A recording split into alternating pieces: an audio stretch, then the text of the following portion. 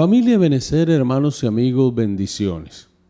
El libro de Jueces, capítulo 15, versículo 1 en adelante, nos dice de la siguiente manera: Aconteció después de algún tiempo que en los días de la siega del trigo, Sansón visitó a su mujer con un cabrito, diciendo: Entraré a mi mujer en el aposento. Mas el padre de ella no lo dejó entrar.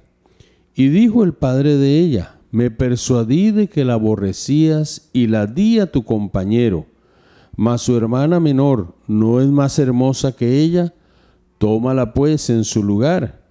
Entonces le dijo Sansón: Sin culpa seré esta vez respecto de los filisteos, si mal les hiciere.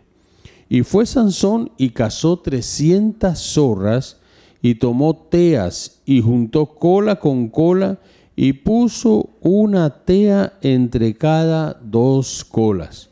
Después encendió las teas, soltó las zorras en los sembrados de los filisteos, y quemó las mieses amontonadas y en pie, viñas y olivares. Y dijeron los filisteos: ¿Quién hizo esto? Y les contestaron: Sansón, el yerno del Timnateo, porque le quitó su mujer y la dio a su compañero. Y vinieron los filisteos y la quemaron a ella y a su padre. Entonces Sansón les dijo: Ya que así habéis hecho, juro que me vengaré de vosotros y después desistiré. Y los hirió cadera y muslo con gran mortandad, y descendió y habitó en la cueva de la peña de Etán. Sansón derrota a los filisteos. Sansón es un personaje con muchas aristas difíciles de distinguir. Si lo analizamos con todos sus matices, pareciera que no cumple las características de un juez de acuerdo a lo establecido por el Señor, y mucho menos de un nazareo escogido desde el vientre de su madre por el Dios mismo.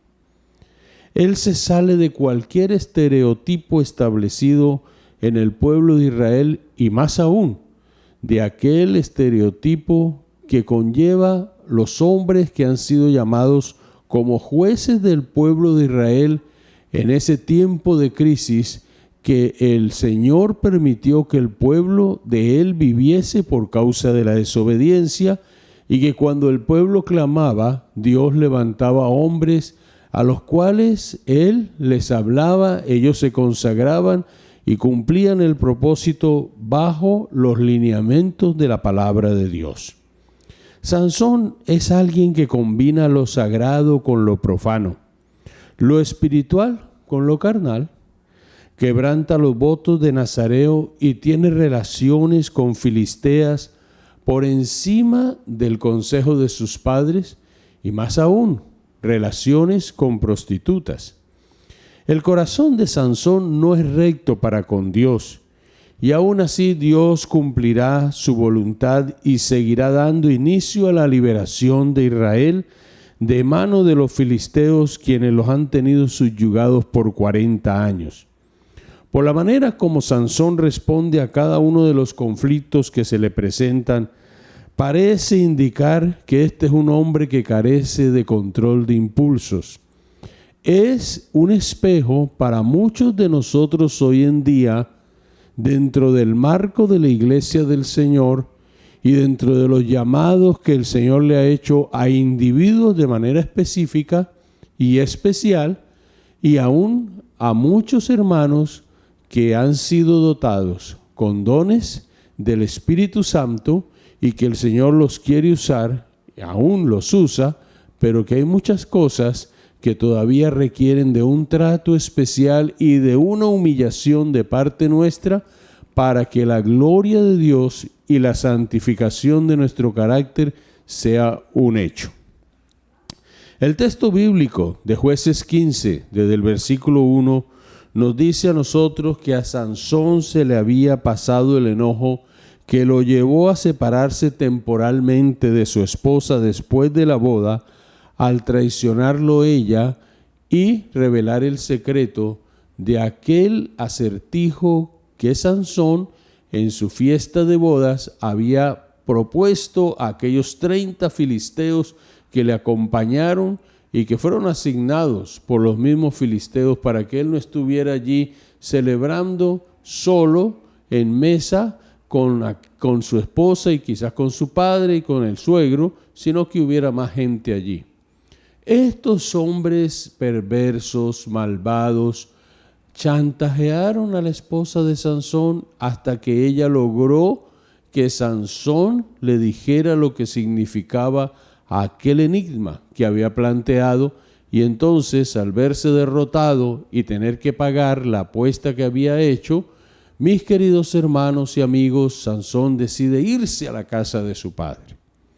No hubo diálogo, no hubo forma de poder restablecer aquello, y parece ser que duró un buen tiempo fuera de la casa, y el enojo de él fue tan grande que el padre de la muchacha, cuando Sansón regresa a buscarla y tiene deseo de estar en intimidad con ella, como es normal de todo hombre que tiene una mujer, que tiene su esposa, él le frena y le dice: es que yo me persuadí de que la aborrecías en gran manera.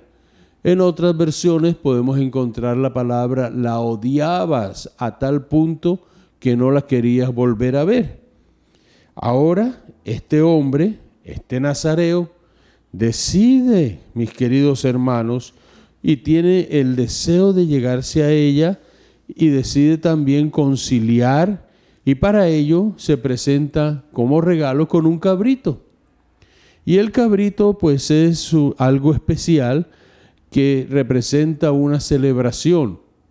Y nosotros, mis queridos hermanos, no solamente vemos una celebración, sino que el cabrito era algo que se ofrecía a aquella persona que atraía, o aquel ser superior que adoraba la persona que llevaba el cabrito para sacrificárselo allí. Nosotros vemos en el libro de Jueces, mis queridos, hombres de Dios que, siendo llamados hombres de Dios, que recibiendo revelación divina, ofrecían corderitos o cabritos en el altar al Señor Dios Todopoderoso. ¿Y por qué lo ofrecían? Porque el corazón de estos hombres, como Gedeón en el capítulo 6, fueron corazones tocados, y ellos se dejaron y abrieron todo su ser para que el Señor ministrara en su vida, y así la gloria de Dios resplandeciese en medio de todas las situaciones y aún en medio de los enemigos. Cuando usted y yo leemos el capítulo 13 de Jueces, vemos la revelación del ángel del Señor a Manoa acerca del nacimiento de Sansón y a la esposa de Manoa, la madre de Sansón. Y Manoa, lo que hace cuando está dialogando con el ángel del Señor es ofrecerle una cena, y el ángel del Señor le dice: levanta un altar y sacrifica en el altar. Y él toma un cordero o un cabrito y lo pone en el altar y lo sacrifica a Dios, y en medio del fuego del altar el ángel del Señor se eleva hacia el cielo, y allí él entiende que ha hablado con el Dios mismo. Pero Sansón no se le ve esta inclinación en lo que es la vida de él. Al iniciar este capítulo 15 estamos llegando a la mitad del libro de la vida de Sansón, o a la mitad de la historia de la vida de Sansón.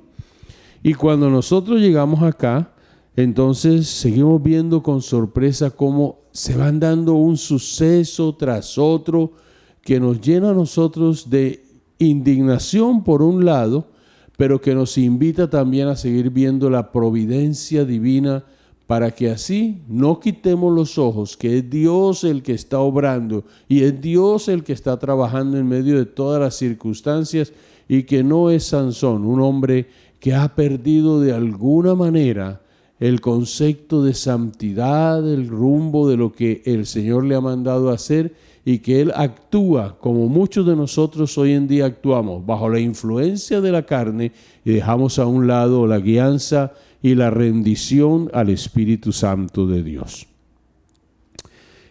La sorpresa que Sansón se lleva al llegar a buscar a su esposa es humillante.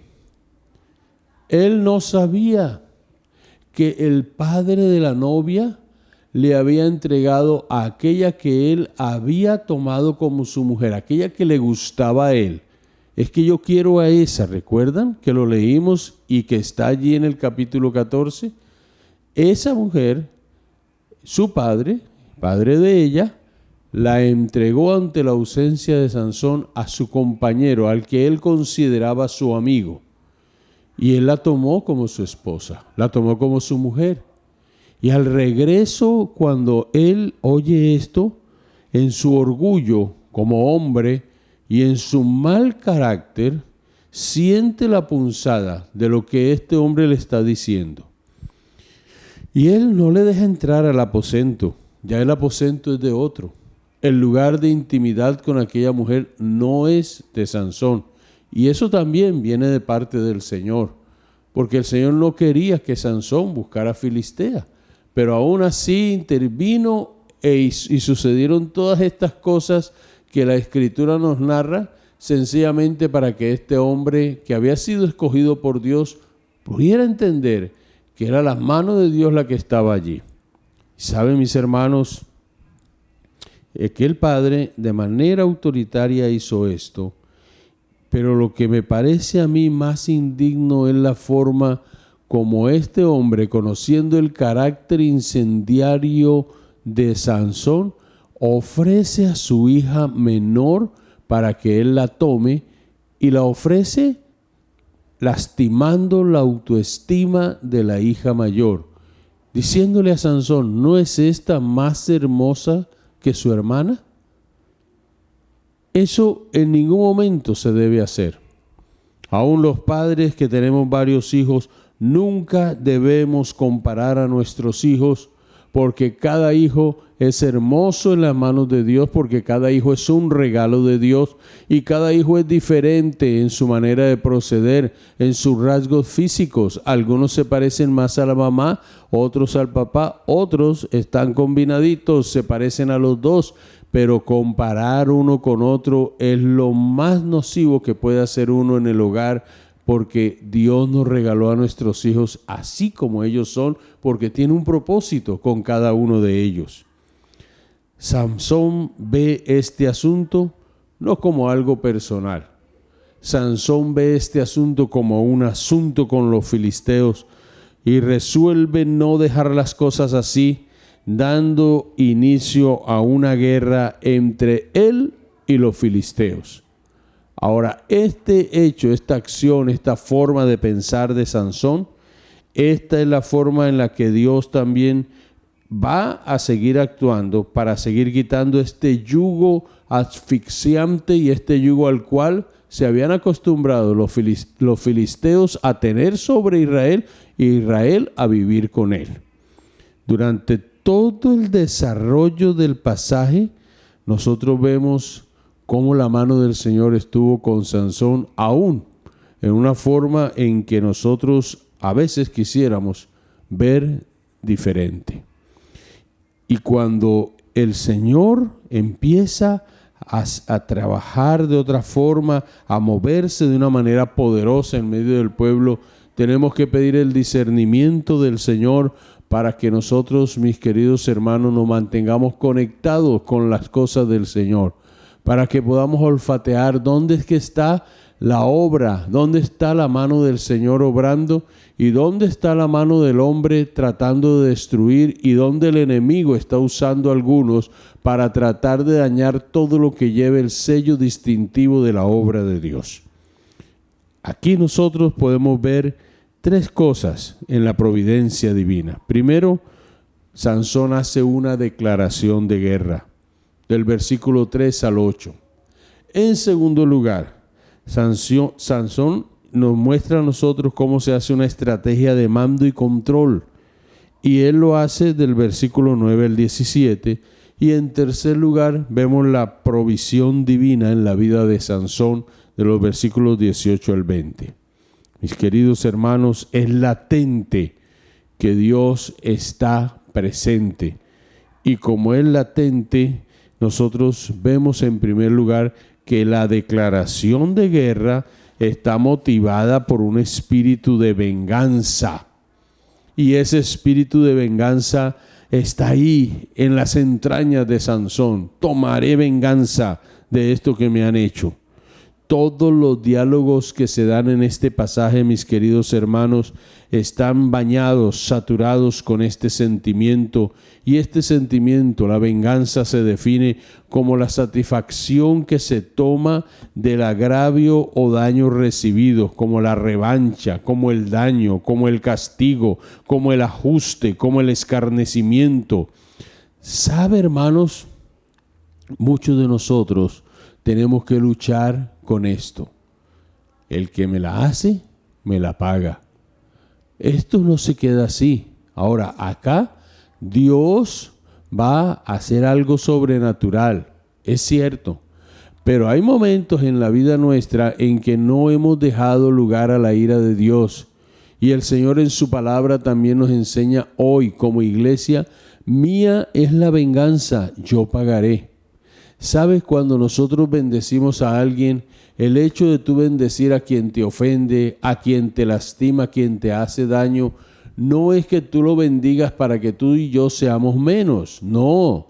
Cuando yo bendigo al otro, le estoy dando una apertura en mi corazón al Señor para que mi alma pueda ser ministrada por Él, sanada, pueda ser tratada, y a la vez para que Dios también obre en la vida de aquel que está atado a hacer daño a otras personas y pueda llegar a conocer el evangelio de salvación y pueda ser transformado, y aún muchas cadenas de la vida de aquel que actúa mal contra tu vida, contra mi vida, que nos ha hecho daño, que viene contra el pueblo del Señor, puedan caer, puedan ser rotas y pueda ser bendecido por el evangelio de nuestro Señor Jesucristo y hallar esa gracia redentora, ese amor perdonador, porque no envió Dios a su Hijo al mundo para condenar al mundo, sino para que el mundo sea salvo por Él.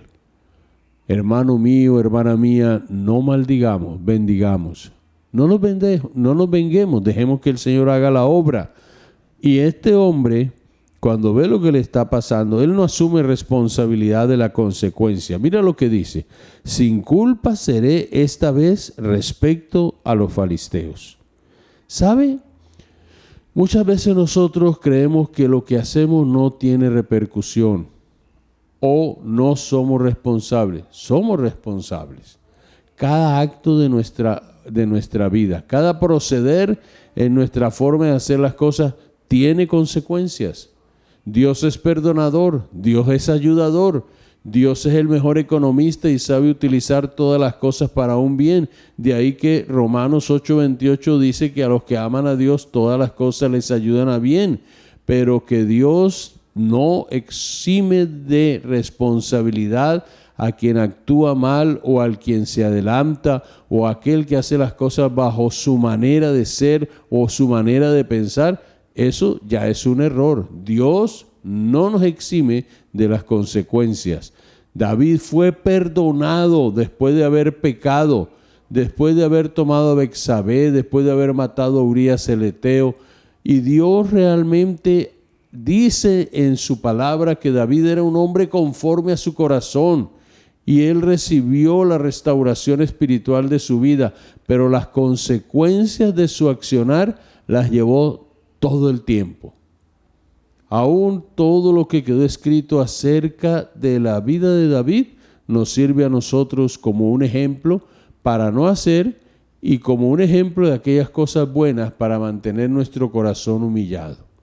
Cuando David escribe el Salmo 51, lo hace después de haber sido amonestado por Natán y dice allí, cuando él le descubre su pecado: mira, David, tú tomaste a la mujer de Urías Eteo, lo mataste a él. Él se quebranta, ahí es donde está la clave, se quebranta.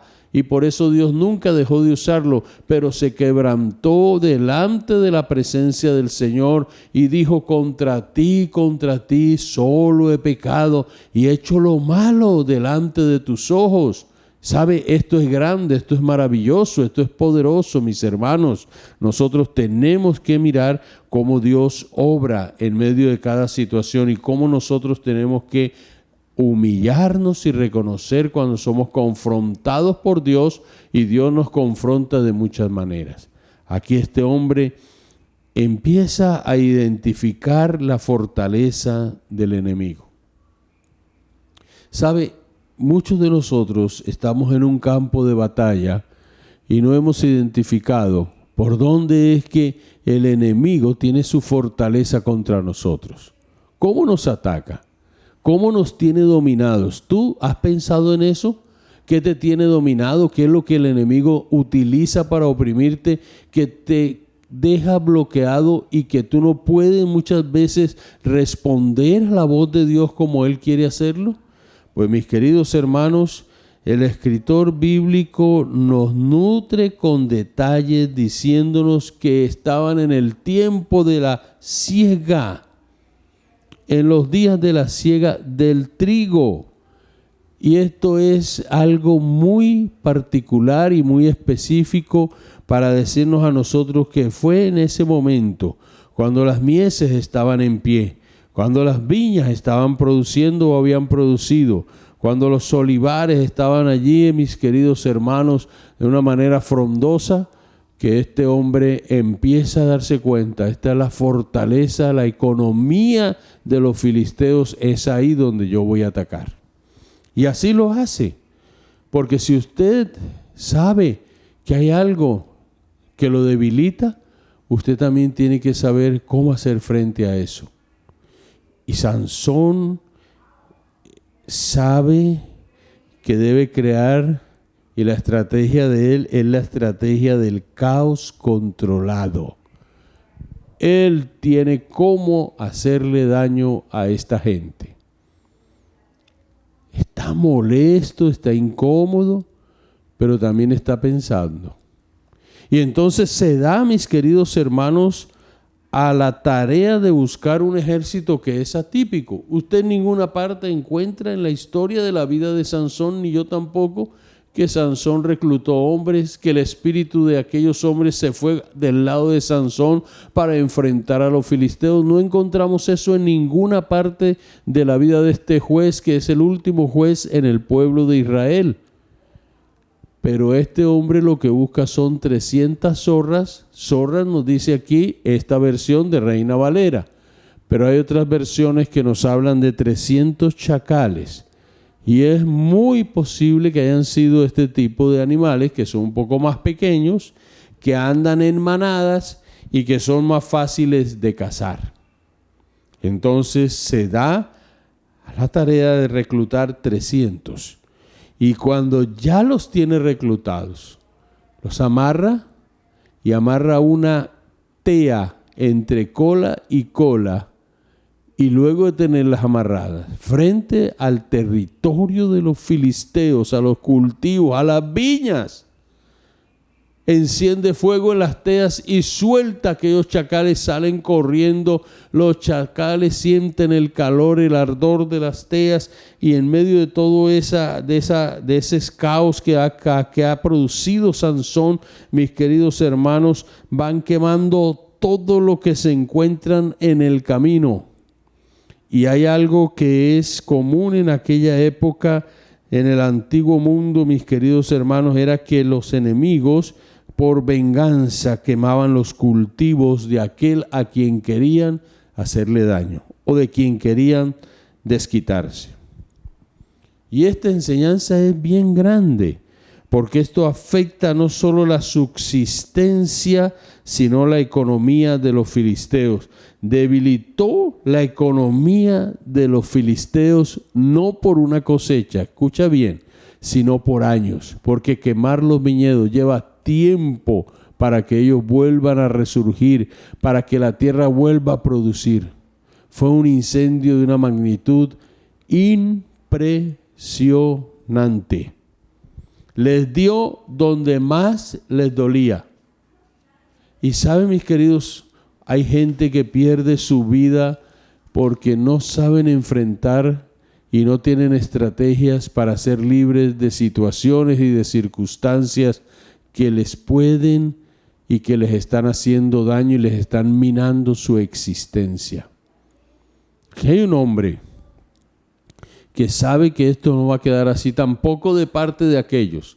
Y una de las cosas que usted y yo debemos entender es que cada vez que enfrentemos las fortalezas del enemigo que vienen contra nosotros o lo que nos ha tenido oprimidos por mucho tiempo, hay momentos en que el conflicto se vuelve creciente. Del versículo 6 al 8, mis queridos hermanos, ese conflicto se va volviendo insoportable porque los filisteos vienen y preguntan: ¿quién hizo esto? Y cuando usted enfrenta a las fuerzas del mal, y cuando usted enfrente a alguien poderoso, siempre le van a preguntar o van a hacerse el interrogante: ¿quién tomó la decisión? ¿Y por qué tomó la decisión?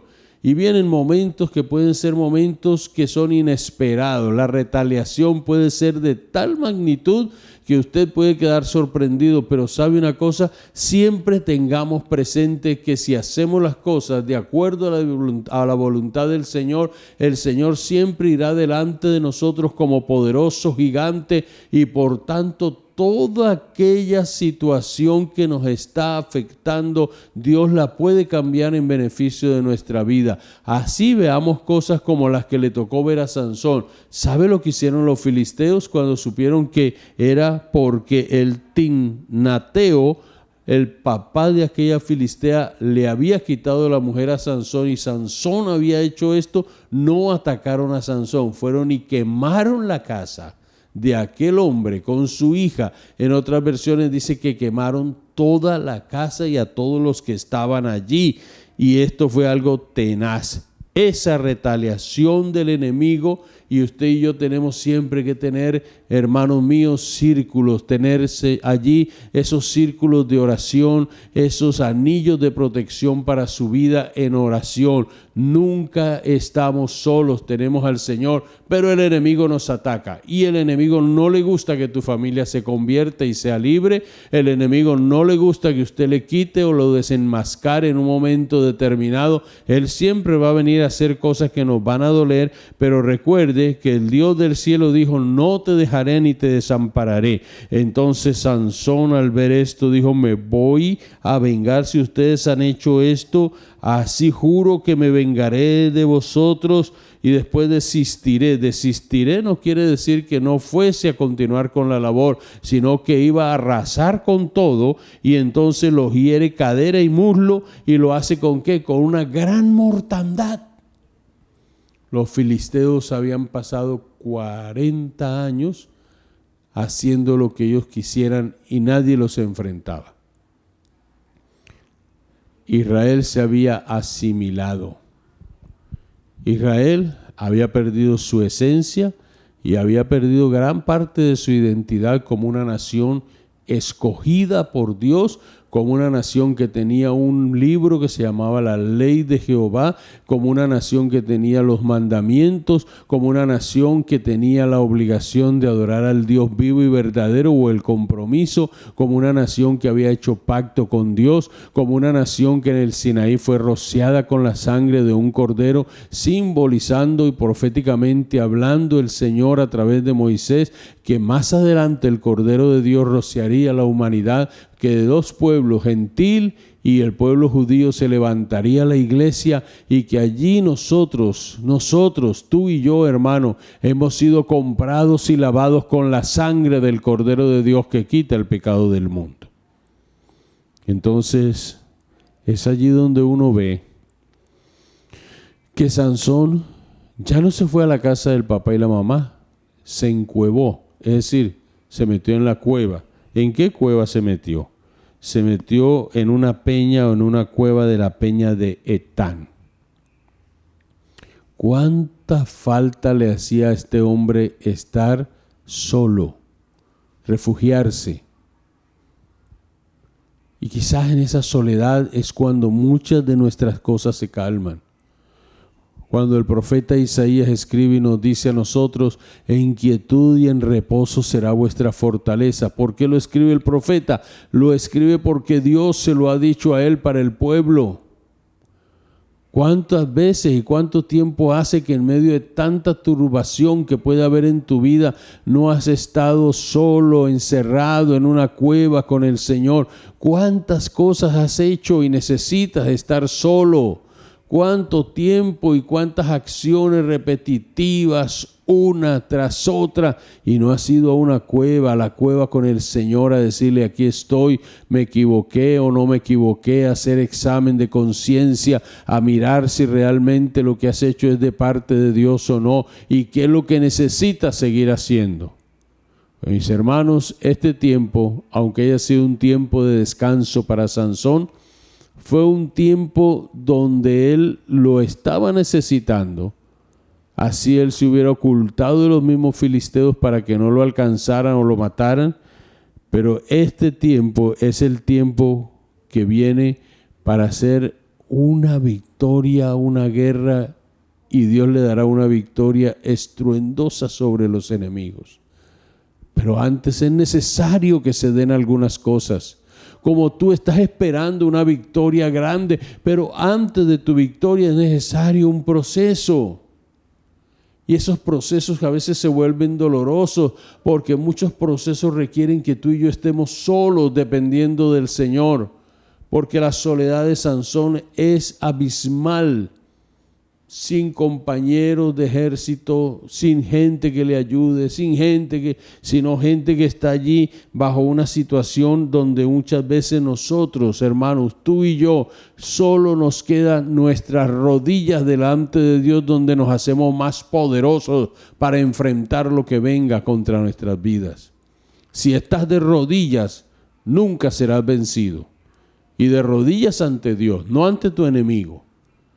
Si tú te humillas delante de Dios, el que se humilla será exaltado. Y el que se exalta en las obras de la carne, en su soberbia, en su orgullo, Dios lo resiste y lo humilla.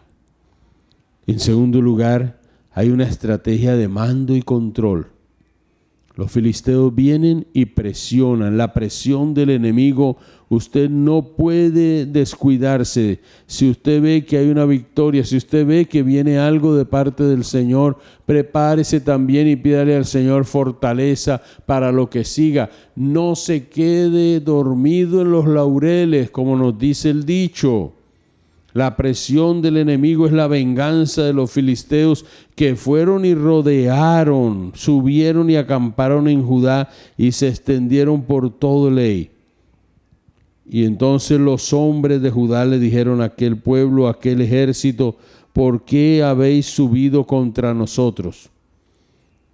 Y ellos querían buscar y estaban deseosos de encontrarse a Sansón, porque ellos deseaban, mis queridos hermanos, 3,000 hombres de Judá, que fueron los que después dieron respuesta, prender a Sansón para hacerle como él nos ha hecho.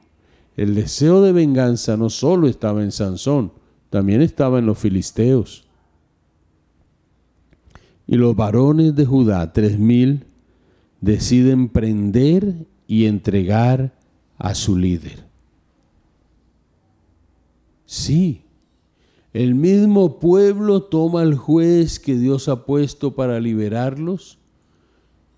Y lo que sigue allí en esos textos son impresionantes. Porque nosotros nos damos cuenta que en vez de estar del lado de Sansón, aquellos hombres están cuidando sus propios intereses. Y así sucede muchas veces cuando hay gente que defiende los intereses del Señor y piensa que el pueblo del Señor puede estar con ellos. Muchos carnales y muchos que tienen sus propios intereses y que las dádivas les han dañado el corazón, no están del lado del hombre y de la mujer que pelean las batallas del Señor, sino que están de aquellos que les pueden beneficiar y dar una gratificación temporal.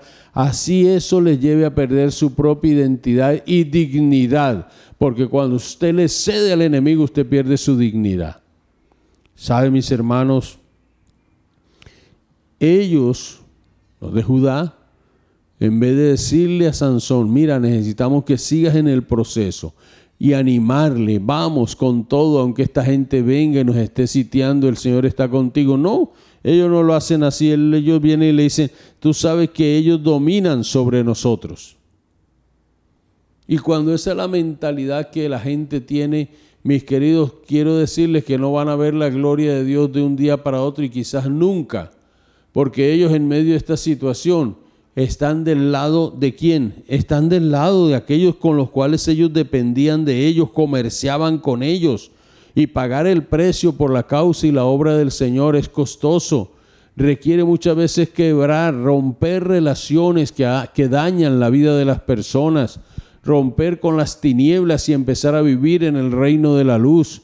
Hay gente que no se atreve porque eso, si lo hacen, entonces no pueden seguir viviendo igual. Van a perder los beneficios de aquí de la tierra temporales. Y hermanos míos, cuando la mirada está puesta en las cosas de la tierra, no podemos agradar plenamente al Señor. Cuando usted tiene la mirada puesta en el autor y consumador de la fe, todas las situaciones que hagamos las vamos a hacer para agradar al Señor. Porque el Señor no nos ha llamado para vivir una vida doble, ni una vida en tinieblas, ni para tener un carácter contaminado. El Señor nos ha llamado a pagar un precio, y el precio es seguir las pisadas de Jesucristo. ¿Sabe? Esta gente, mis queridos hermanos, estaban atraídos por las luces destructivas de los filisteos. Sansón, tú no sabes que ellos son los dueños de todo. ¿Cómo los vas a atacar? ¿No se le hace a usted como muy normal, como muy común escuchar estas palabras, que mucha gente no se atreve a exhortar ni a decir las verdades bíblicas para no ofender, para no dañar a aquellos de los cuales muchas veces les rinden pleitesía porque se nos puede ofender? Pues mi hermano y amigo, si la palabra de Dios dice algo y hay que decirlo, pues si se ofende la otra persona, no es problema con uno, es problema con Dios. Y la iglesia hoy en día debe tomar ejemplo de esto. ¿Qué domina la vida de la iglesia? ¿Qué filisteos están dominando la vida de la iglesia? ¿Qué filisteos están dominando tu vida? Como también preguntarnos qué Sansón hay que se atreva a pararse firme, aunque haga muchas cosas que no son de la mejor manera. Pero aquí nosotros tenemos un vivo ejemplo de aquellos que se han mimetizado. Entonces Sansón, como un niño grande, ¿no? Después y ellos vienen y le reclaman, ¿por qué nos has hecho esto? Hermano, están desconectados del propósito divino. Pastores y líderes necesitamos conectarnos con el Espíritu de Dios y la palabra.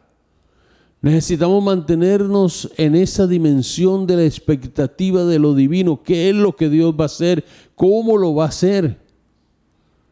¿Cómo es que estos hombres, en vez de estar del lado del hombre de Dios, vienen a reclamarle y a decirle qué es lo que tú nos has hecho? Y este hombre le responde, yo les he hecho como ellos me hicieron. Esta es una respuesta realmente hasta infantil. Y entonces viene la otra parte. Hemos venido para prenderte y entregarte en manos de los filisteos. El hombre de Dios sacado de su lugar de refugio por el pueblo de Dios para entregarlo a los enemigos. ¿Cómo nos recuerda y conecta con la historia del Señor Jesucristo? A los suyos vino y los suyos no le recibieron. Mas a todos los que le recibieron, a los que creen en su nombre, les dio la potestad de ser hechos hijos de Dios. ¿Cómo nos conecta esta parte con aquellos que gritaban en medio de la multitud, los mismos judíos, hermanos, diciendo, ni siquiera los romanos, entréganos, suéltanos a Barrabás? Y Pilato, tratando por todos los medios de que ellos no dijesen eso, sino que se condenase a Barrabás, que era el criminal, que era el que estaba condenado a muerte, y Jesús, que no había ningún delito en él, y que había venido a este mundo, enviado por el Padre, escucha de boca de todos aquellos, suéltanos a Barrabás. ¿Y qué hago con Jesús? Sea crucificado. Y ellos le ponen unas ataduras nuevas, ¿no? Lo amarran, mis queridos hermanos, con 2 cuerdas nuevas y lo sacan, lo hacen venir de la peña Y entonces, ¿qué hacen? Primero, el compromiso: no te mataremos, te entregaremos. No haremos nosotros la obra, la van a hacer los enemigos. No la harán los judíos, la harán los romanos, te llevarán a la cruz. Pero los judíos fueron los que pidieron la muerte. Los judíos fueron los que entregaron, los de Judá, a Sansón. Y es aquí donde hay un caos que está controlado por él, nuevamente. Así como en el caso de la quema de toda la parte económica que debilitó a los filisteos, así ahora viene una situación donde cuando los filisteos ven, hermanos míos, que les traen a Sansón, salen gritando, dan gritos de victoria. No es un grito de crucifícale, no, ellos están felices. Al fin tienen aquel hombre que necesitaban tenerlo así amarrado, atado, para que ese hombre muriese en sus manos y para que ese hombre no les hostigara más ni matara más filisteos. Ahora sí, este juez de Israel, este nazareo, está en nuestras manos.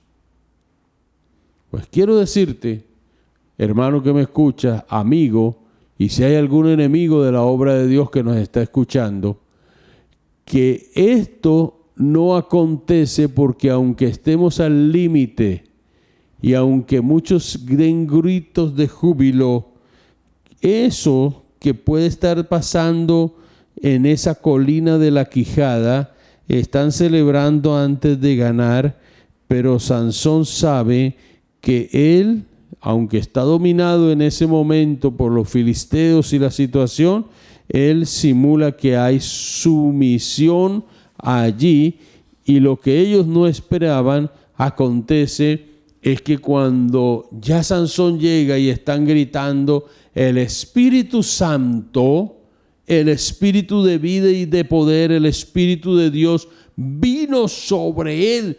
Y quizás si usted nunca ha experimentado el poder y la vitalidad del Espíritu Santo, no puede llegar a comprender lo que está sucediendo aquí. Pero cuando de alguna forma tú y yo hemos sido revestidos con el poder del Espíritu Santo en una situación determinada de nuestra vida, en medio de un conflicto frente a un enemigo, y abrimos la boca y el que habla es el Señor y el enemigo calla, en medio de las circunstancias cuando hemos sido humillados, abatidos, traspasados, muchas veces amarrados con cuerdas nuevas porque creen que nos tienen en sus manos, pero viene el poder del Espíritu Santo de Dios en las mismas familias, con los mismos esposos inconversos que maltratan a sus esposas, con los hijos que a veces los vemos atados, pero cuando llega el mover poderoso del Espíritu Santo de Dios en nuestra vida y en la vida de la iglesia,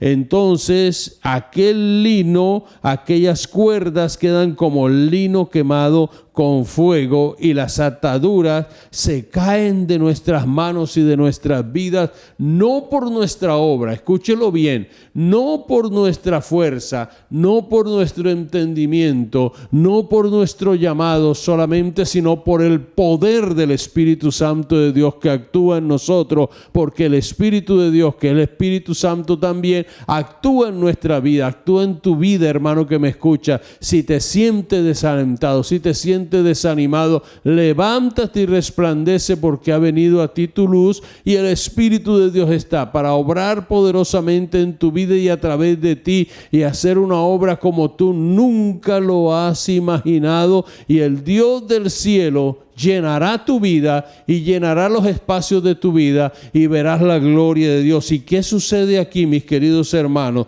Después de que este hombre tiene las manos libres, entonces haya una quijada de asno que está fresca aún. Es decir, él extiende la mano y la toma, y mató con ella a 1000 hombres. Y esa quijada de asno tendría sus dientes, tendría todo todavía, y los hombres tuvieron que aguantar lo que era la mano de Dios óyeme bien, no la mano de Sansón, la mano de Dios a través de Sansón. Y los filisteos fueron humillados, y esta vez con la que sería la comida para un perro, con eso el hombre, Sansón, es usado por Dios y mata a 1000, y viene lo que es la anatomía del pánico, porque eso se regó por toda esa región, vino por todo ese lugar. Sansón obró cuando lo teníamos en nuestras manos, cuando ya podíamos celebrar la victoria, y ahora el pueblo de los filisteos empieza a sufrir y a llorar su derrota. El enemigo no prevalecerá.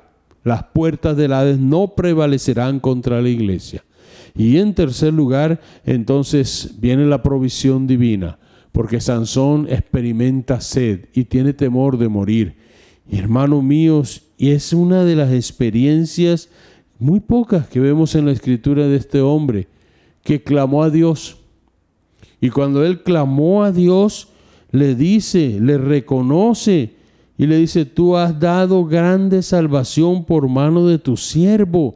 Es la primera vez que este hombre exalta y reconoce las maravillas de Dios, y le dice: yo voy a morir de sed, caeré en manos de los incircuncisos otra vez. Y el Señor, en su amor y en su misericordia, la gracia de Dios permite que se abra la cuenca de ley, y allí salió agua para recordarnos a nosotros, mis queridos hermanos, que el Señor es la fuente de agua viva, como lo dice el evangelista Juan en el capítulo 7, versículos 37 y 39, cuando dice: mis queridos hermanos, si alguno tiene sed, venga a mí y beba, y de su interior correrán ríos de agua viva.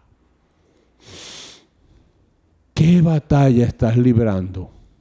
Si confías en Dios, así hayas actuado carnalmente en muchos momentos de tu existencia, Él no te dejará ni te desamparará, te dará la victoria. Recuerda, Dios está a tu lado y de tu lado. Concluimos. Descansemos en que Dios algún día juzgará cada injusticia que hemos experimentado. Él es el único ser perfecto y de autoridad moral suprema. Se encargará de poner todas las cosas en orden, y nuestras almas quedarán satisfechas. Sansón derrotó a los filisteos. Que Dios les bendiga y que Dios les guarde, amada iglesia, queridos hermanos y amigos. Amén.